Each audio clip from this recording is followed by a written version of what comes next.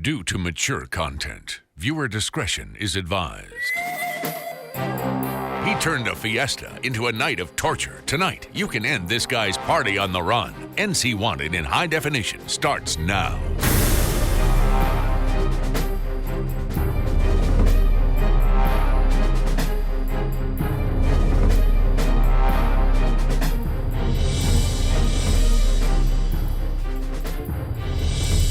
Good evening, I'm Gerald Owens. Welcome to another edition of NC Wanted. For the first time, we're devoting 2 episodes to the same unsolved case. The murder investigation of Beth Vinson was so complex, we decided it needed a more in-depth look. In the summer of 1994, she appeared to have it all: talent, good looks, and determination. But at 17 years young, Beth Ellen's life was cut short. Her murder remains one of the toughest unsolved cases Raleigh police have ever faced. Tonight, we'll retrace her final moments alive and present opposing theories as to who may have killed her. And maybe, just maybe, someone in our viewing audience will provide that one tip that can jumpstart this case. But before we dig deeper, we need to tell you about a bizarre crime that catapulted this fugitive to the top of several most wanted lists in North Carolina. Torture is something we hear about in other countries, but 10 years ago it happened in the town of Dunn. One of the suspects was captured, but a second violent fugitive is still on the loose. His name is young Oriana Bonilla, a Honduran national who at the time worked construction as a roofer. Investigators tell us Bonilla and his accomplice spent a night torturing 2 men in such a barbaric way, one of the victims died. Tonight, your tips may help investigators bring young Bonilla to justice. Está abierto. February 5th, 1997. Tomas Cabrera and his friend Godencio Aguirre hook up for a night of drinking with young Bonilla and Sal Ramon Gonzalez. The evening starts well enough, but a few beers lead to a few cross words, and it isn't long before the situation gets ugly, and the men erupt into a drunken brawl.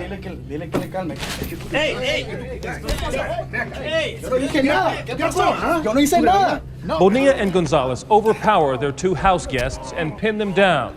They gag the men to muffle their screams. Then Bonilla and his accomplice grab ropes and fasten nooses around their necks. They use the other end of the rope to secure the men's feet, then strap the remaining rope around their arms and wrists. This binds the men in such a contorted way that every time they relax their bodies, the tension chokes their air supply, putting incredible stress on their necks and spines. But for Bonilla and his accomplice, this night of torture is just beginning. They use knives and scissors to shred their victims' pants, preparing them for something even more horrific. By this time, the disturbance has prompted neighbors to call police. 2 Dunn police officers arrive in response to the noise complaint.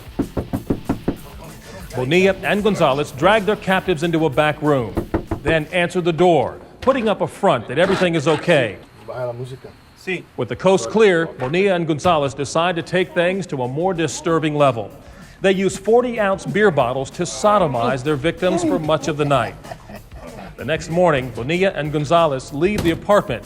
Godencio Aguirre takes the opportunity to break free. But for his friend Tomas Cabrera, it's too late. He dies of strangulation, with major injuries to his spine.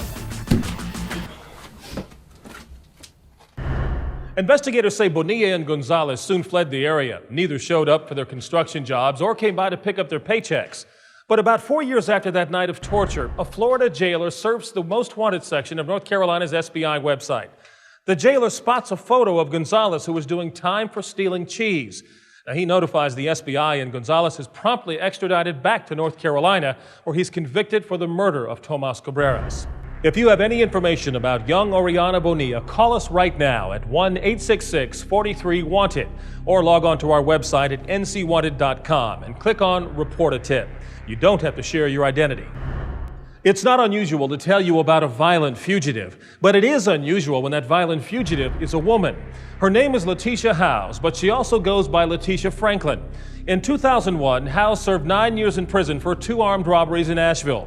In 2006, she began a work release job that allowed her to leave the confines of prison during the day and return at night. But just over a week ago, with less than a year of jail time to go, Howes walked away from her shift at the Snoopy's off Hillsborough Street in Raleigh and hasn't been seen since. Police say Howes has family in Charlotte, but still could be in the Raleigh area. If you have any information about Letitia Howes, whose alias is Letitia Franklin, call us right now at 1-866-43-WANTED or log on to our website at ncwanted.com. Coming up, retrace the final moments of a young girl's life and see why investigators remain at odds. It's the tragic tale of a girl interrupted, the case of Beth Ellen Vinson. Tonight's NC Mystery is next.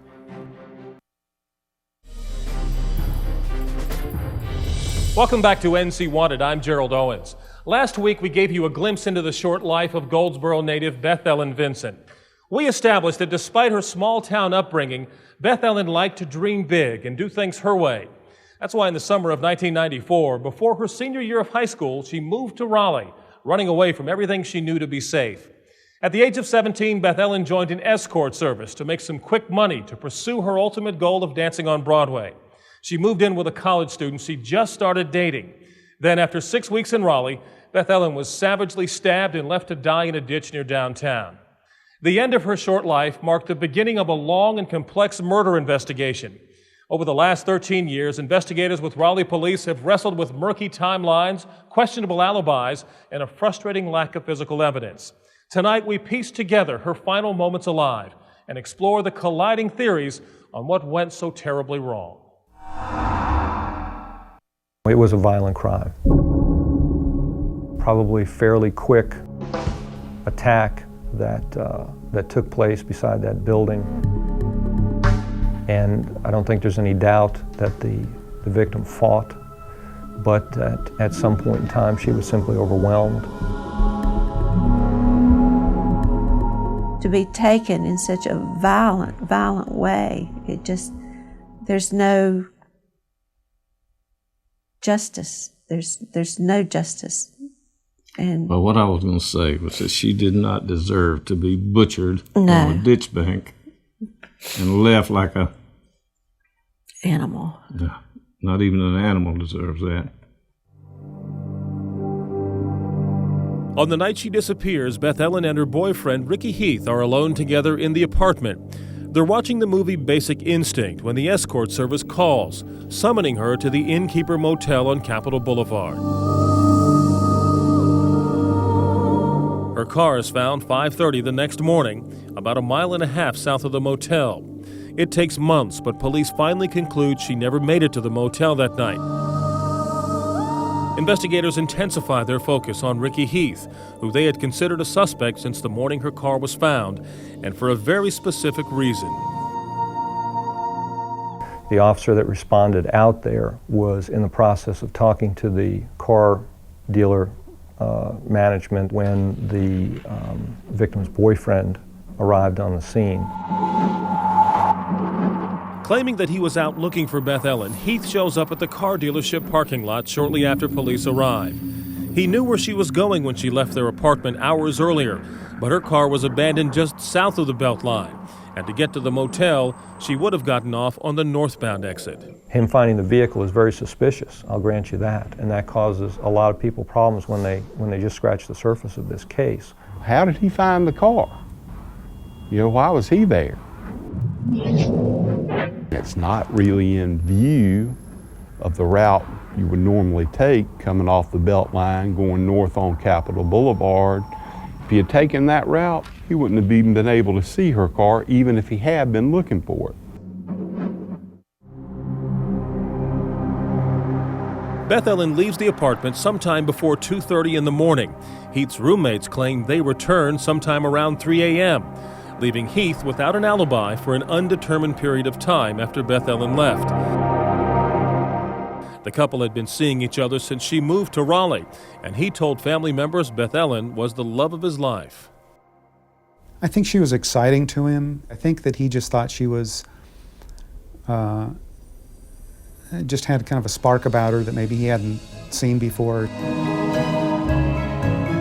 It's not clear whether Beth Ellen was ready to settle down, especially given her ambitions of fame. Before she ran away, the Vinsons supported Beth Ellen's plans, even going so far as to promise to pay for an apartment in New York if she would finish high school and obey their rules. She couldn't wait and tried to do it on her own. But the escort service business wasn't the one-way ticket to Broadway she imagined. She was not going to become a a millionaire and live the life of Riley on what she made for this escort service now. Things weren't getting easier for her, it seemed like. She didn't have money, she didn't hardly have a place to stay. She was getting frightened, and so she very well could have cut her losses and gone back home and said, "Will you take me back?" She might have had to swallow some pride, but I think she was concerned that she was in over her head.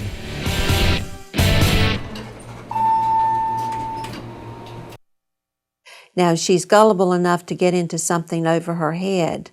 I'm sure of that. But she's sensible enough to try to get out, and maybe that's what she was doing when she left the apartment that night with her clothes in the car. From everything I learned through this investigation, it became clear to me that Beth Ellen's intention in the week leading up to her death was to return to Southern Wayne High School and finish her last year of high school. Ricky Heath fails a polygraph police give him shortly after Beth Ellen's car is found, but continues to insist he has nothing to do with her disappearance. He's initially interrogated, but returns to the Goldsboro area while police search for any sign of Beth Ellen. According to all the reports that we had, spent a lot of time hanging around the house of a relative, spent a lot of time washing his car, just spent a lot of time laying around the house. Police struggle with determining a motive for the murder. Beth Ellen has very little in the way of cash and valuables, so robbery is unlikely. And although detectives can't be certain, they don't think Beth Ellen was sexually assaulted. Based on the crime scene, I'd say there was a very strong possibility that she was not. There's never been any evidence that indicates that this was a sexually motivated crime in any way, shape, form, or fashion. Her panties were intact, and the police assured us that nobody rapes somebody and puts their panties back on. So that leaves some to believe that the only motivation behind Beth Ellen Vinson's murder is rage, plain and simple, and that leads them to one man. I think Beth Ellen made somebody really, really mad, and he put an end to the argument. One of the policemen told us in this very room that they knew who did it. All they had to do was prove it, and then they were going to arrest him, and when they arrested him, they would come get us and take us down there. You know, that's how confident he was that they knew who did it. In 2000, a detective with the Raleigh Police Department compiles everything he has on Ricky Heath and goes to the district attorney's office seeking murder charges. It's not enough, they say. I feel like I know. The evidence doesn't prove it, or he would be behind bars. But in my heart of hearts, I feel like I know. I think I'm about 98% sure. Not 100, but maybe 98% sure.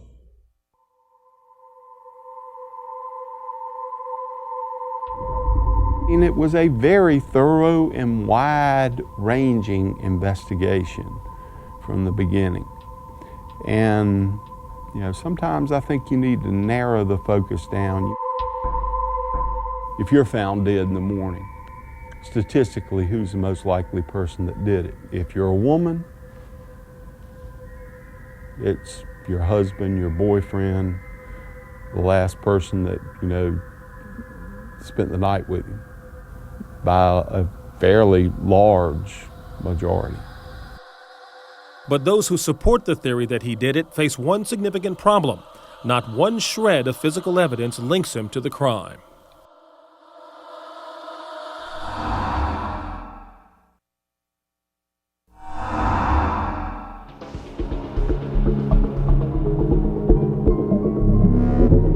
There's a lot of differing opinions about how this case could or should be solved. You can't take the evidence and say, okay, here's what I theorize, or this person was this type of killer because they did these things. Right now, there's no evidence to identify a suspect and to convict a suspect, to bring charges on a suspect. This is a capital crime. The person you put in jail could get the death penalty. And the last thing on earth I want, and the last thing on earth good detectives want, is the wrong person to be put to death for a crime they didn't commit. Absence of evidence is not evidence of absence. Nothing ever fits perfectly. In every case, there is not going to be physical evidence that's located, processed, and capable of being presented in court that's going to solve the case. If I was a homicide detective, you've got a boyfriend who has a motive, who has an opportunity, and suddenly shows up on the scene when they first find her car. Of course, he's the first person you're going to look at. But how could he not either crack or made some kind of mistake somewhere along the way that would allow some charges to go forward? So in order to think that he is the suspect, you have to be willing to believe that he left his apartment on the spur of the moment. And he himself, not being that familiar with the city of Raleigh, that he was able to find her in her vehicle in the middle of the night, get her to stop on the side of the road, extract her from the vehicle, then take her a short distance away, brutally kill her, and then go back home, all before his roommates returned home. There just isn't anything there. No, I don't think he did it at all. To make sense of why the case has gone cold, an opposing theory takes hold, which suggests Beth Ellen was simply in the wrong place at the wrong time.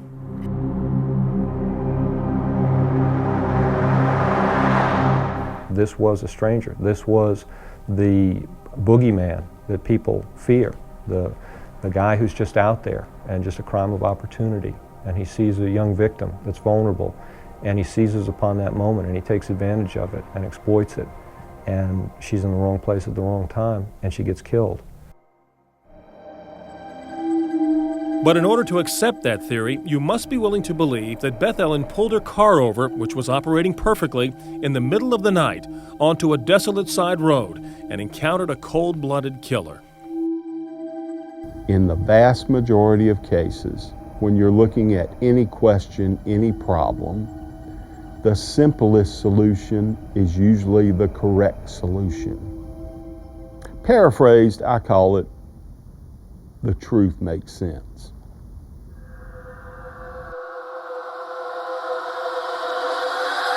There are strong opinions about Beth Ellen Vinson's last moments alive, but a few things are not in dispute. On her way to the Innkeeper Motel, she pulls onto a service road.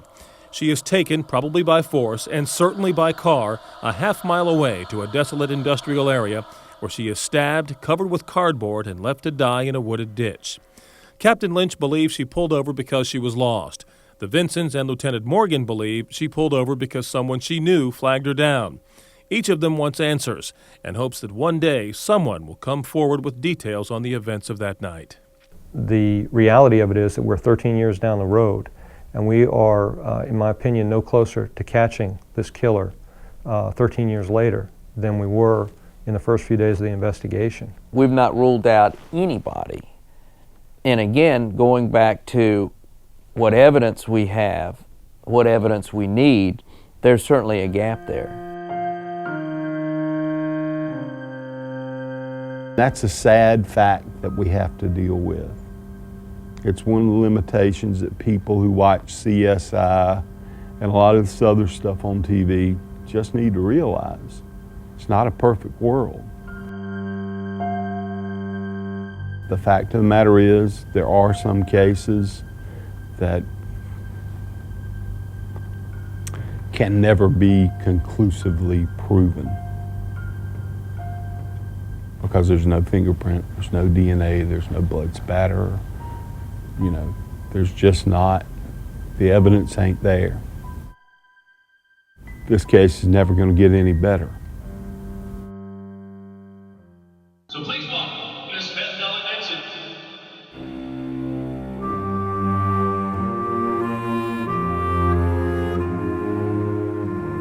The Vinson family continues to hope that one day officers will be able to piece together what happened that night. And until then, they will struggle with a shattered sense of justice and an endless list of unanswered questions.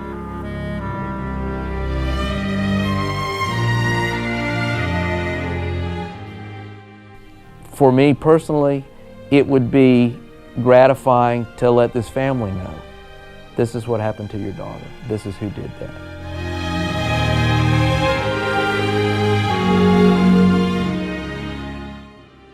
What you've got is you've got a 17-year-old young lady who didn't get to live out the rest of her life, and and that's painful. That's brutal. What was actually done to the victim at the scene kind of pales in comparison to the potential that her life would have had.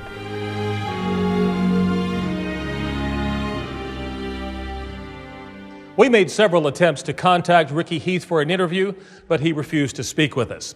We hope over the last 2 weeks we've provided you with fresh insight into this case. Perhaps you know someone who was involved. It could have been a friend or a friend of a friend. Maybe you overheard someone talking about it. Whatever it is, if you have any information about the unsolved murder of Beth Ellen Vinson, we encourage you to call us right now at 1-866-43-WANTED or log on to our website at ncwanted.com and click on Report a Tip. You don't have to give us your name. We'll be right back to recap tonight's cases and tell you about a special show we're working on for next week. Stay with us.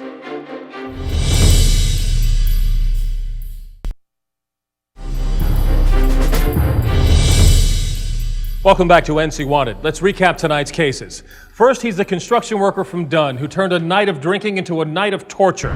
He's named on most wanted lists as Young Oriana Bonilla, but he's also known to use aliases such as Johnny or the Spanish equivalent Yanni. He has a missing front tooth and a tattoo on his right arm of the name Donna. Authorities believe he may be in the Goldsboro, Clinton, or Benson areas. Next, she's a prison escapee who walked away from her work release job just a few days ago.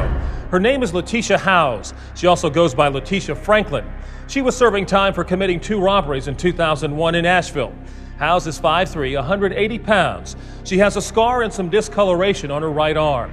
Police say she has family in Charlotte, but could still be in the Raleigh area. And finally, the unsolved murder of Beth Ellen Vinson. The pieces of the puzzle are nearly there, but the lack of evidence requires someone with information to come forward and do the right thing. If you know anything about tonight's cases, call us right now at 1-866-43-WANTED or log on to our website at ncwanted.com. As always, you don't have to reveal your identity.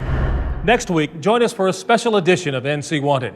We'll target cases involving mothers who killed and discarded their own babies.